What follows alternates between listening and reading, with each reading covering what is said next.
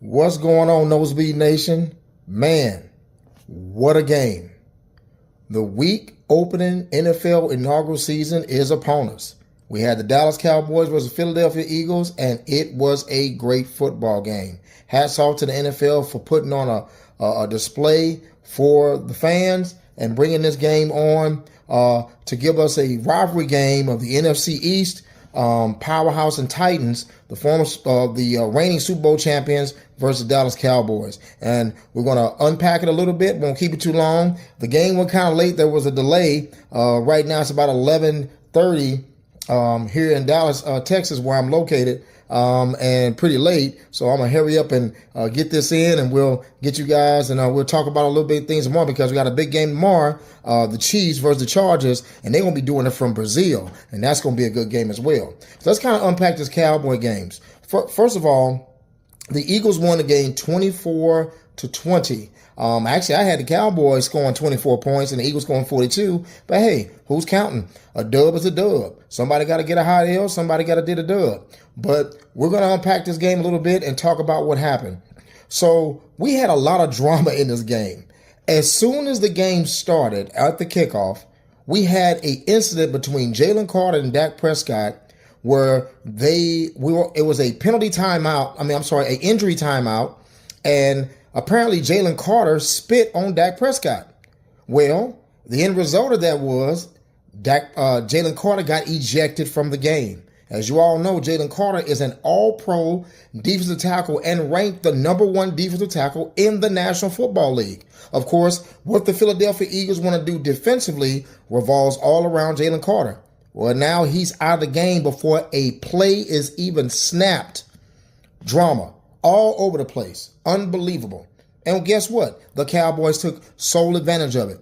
The Cowboys went down the field on their first possession and scored a touchdown. They looked very balanced, looked very well. Dak Prescott looked comfortable. CeeDee Lamb, George Pickens, the tight end, everybody looked like they were on poise. But what was shocking was running the football. They actually executed the run game very well against that front of the Philadelphia Eagles, even without Jalen Carter. But you take your hats off to them. They came into this game with the mindset. They were very physical, that they were going to run the football and be balanced. Okay? So, actually, when you look at the game as a whole, both teams look very good. The first half of this football game, they were very, very efficient. Both teams. Each possession that they had, they scored points. The Dallas Cowboys had 2 touchdowns and 2 field goals in the first half, and the Philadelphia Eagles scored on their first 3 possessions, touchdowns only. So they were very efficient. Both of them were efficient on third down. The Philadelphia Eagles was 5 of 5 in the first half on third down. Dallas was 4 of 5. That's a winning formula, guys. If you do that, you're going to win a lot of football games. Okay, so the first half was very exciting. I thought it was going to be a high-scoring game until that weather delay happened. That pretty much fizzled that out. Once that happens, a lot of guys just, they're trying to get the game over with because people's tired. It's late at night. It's on the East Coast, 12 o'clock and all this stuff. They're trying to get out of there. So that kind of fizzles out the offensive firepower, but they still had a game to play. So when you look at that, the Jalen Carter effect was real. So we got one thing that the Dallas Cowboys took advantage of was Adoree Jackson. Adoree Jackson was brought over in free agency to replace Darius Slay, who left in free agency and now is with the Pittsburgh Steelers. Well, they targeted him a bunch of times, and it had success. CeeDee Lamb got targeted 13 times this game, and majority was on Adoree Jackson. So we did see an adjustment in the second half where the Philadelphia Eagles did make the adjustment to where they can give Adoree Jackson some help because he was getting lit up. They was firing him up. He had no answer. CeeDee was doing what he wanted to do. And CeeDee made some spectacular catches in that first half. Everybody wanted to talk about how the Dallas Cowboy defense was going to look without Micah Parsons. Now, of course, a lot of talk about Micah Parsons didn't happen in this football game. I didn't hear any of the commentators talking about it. Nobody was really saying anything, but we saw the effect of Micah Parsons not being on the field, especially in the pass rush. Of course, the Dallas Cowboys relied heavily on Dante Fowler, who they got in free agency from the Washington Commanders, and their second round 44th overall pick, Donovan Ezeraku, who played a lot of snaps in the game. They both did. Well, neither one of them got a sack. And they were controlled most of the game by those all-pro tackles and guards that the Eagles bring to the table. They were combined for one tackle in the whole football game. Almost no pressures. The rush looked pedestrian without Michael Parsons. Guys were flying up the field, and Dante Fowler is known for flying up the field and overrunning plays. And there was a couple of times where he did that and let Jalen Hurts escape. See, quarterbacks like Jalen Hurts, Lamar Jackson, and the Buffalo quarterback, you can't let them jump out the window on you. You have to muster rush. Matter of fact, when they got the sack, the only sack of the game, when they got their sack, that's what happened. They muster rush. They got that sack in the second half, and that's what you have to do. Well, they didn't do that. They got almost no pressure on Jalen Hurts, and he cut them up for it. He escaped and got a bunch of first downs. Matter of fact, in this game, he outrushed Saquon Barkley. So that's what kind of effect he had when you have a mobile quarterback to be able to get up the field and get first downs. So the Michael Parsons effect was felt. It affected the secondary, of course. No INTs. Jalen Hurts, they didn't really throw the ball that much, was shocking. I'm gonna get into that a little bit in a second. But that stuff affects the whole game. There were some big plays in the game on the Dallas side, but again, you try to be a disciplined football team. Unfortunately, a turnover did happen. Miles Sanders, the free agent running back they got from the Carolina Panthers, broke a 49-yard run and got down to the 11-yard line of the Philadelphia Eagles. Well, the next play after that, he fumbled on the 11-yard line in the red zone. Gave the ball back, which would have been potential points for the Cowboys, seeing that they were marching down the field in most of their drives, and they were about to score. They were scoring on most of their drives. So that took points off the board, potential, either a field goal or a touchdown. And the way it was going, I think it would have been a touchdown. But that did happen to Dallas.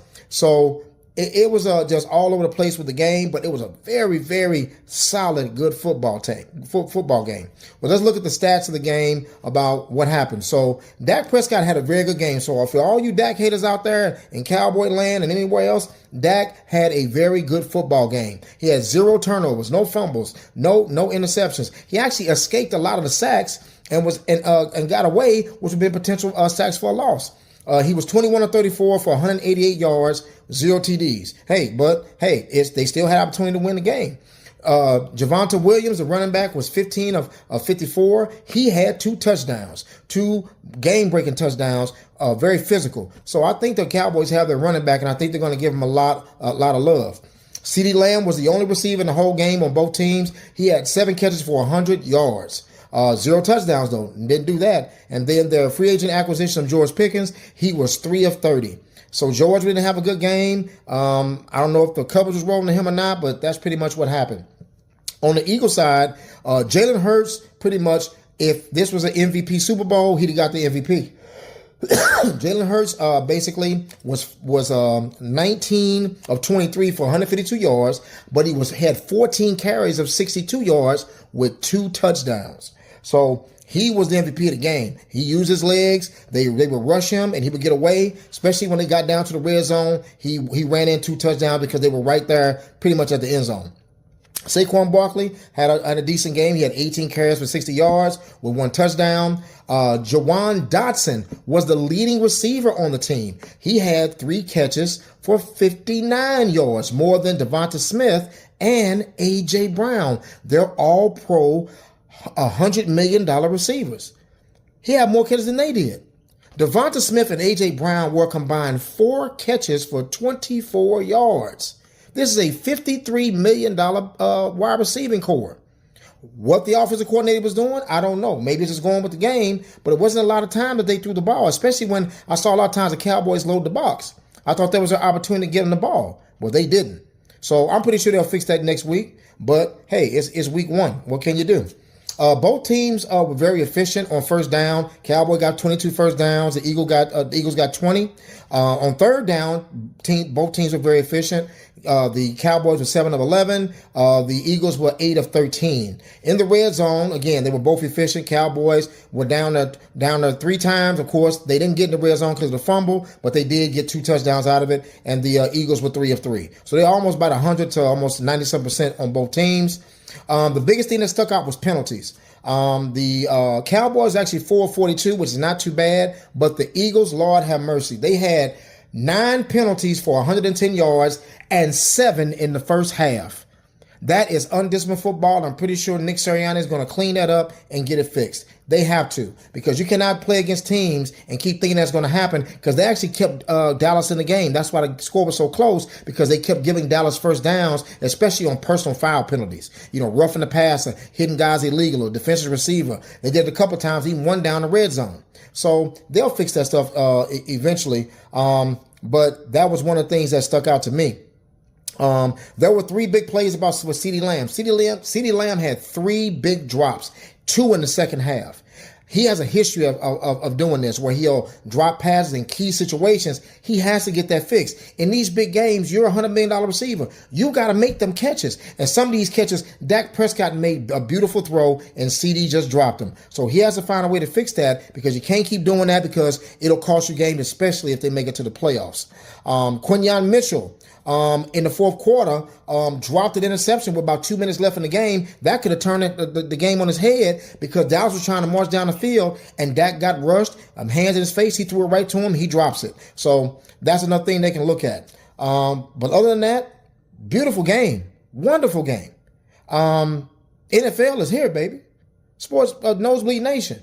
What can we say? Man, football. And we love it. NFL. College, high school, flag football, girl and boy, whatever it is, we are here.